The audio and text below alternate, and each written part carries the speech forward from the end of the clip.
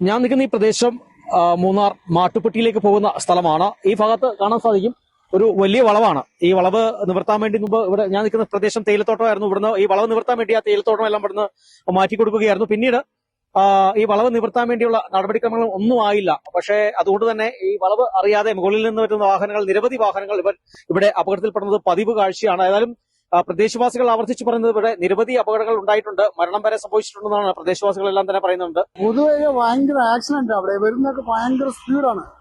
ഈ തേയിലൊക്കെ മാറ്റിക്കൊണ്ട് ഈ വളവ് തിരിഞ്ഞു വരുമ്പോൾ നേരെ വിട്ടടിച്ച് വരിക. അറിയുന്നില്ല ഈ വളവ് ഉണ്ടോന്നാണ് അറിയില്ല. നേരെ വിട്ടപ്പോൾ ഒരുപാട് വണ്ടി ഇവിടെ മറിയോ ഇടിക്കോ ആക്സിഡന്റ് ആൾക്കാർ മരിക്കോ ഇഷ്ടംപോലെ നടപ്പുണ്ട്. ഇത് ഭയങ്കര അപകടമാണ്. എത്രയും പെട്ടെന്ന് ഈ വന്നി ഒന്ന് നേരാക്കി വിടുക ഈ വഴി, അല്ലെങ്കിൽ ഇത് ബ്ലോക്ക് ചെയ്യുക, എന്തെങ്കിലും ഒന്നും ചെയ്യണം. അതിന് இந்த வளவுல ரொம்ப ஆக்சிடென்ட் நடக்குது, பைக்கு கார் எல்லாமே. வளவை நேராக்கிறதுக்காக வேண்டிட்டு இந்த இதுல இருந்து தேயிலை எல்லாம் மாத்தி கொடுத்துட்டாங்க. ஆனா இது வரைக்குமே எந்த ஒரு நடவடிக்கையும் எடுக்கல.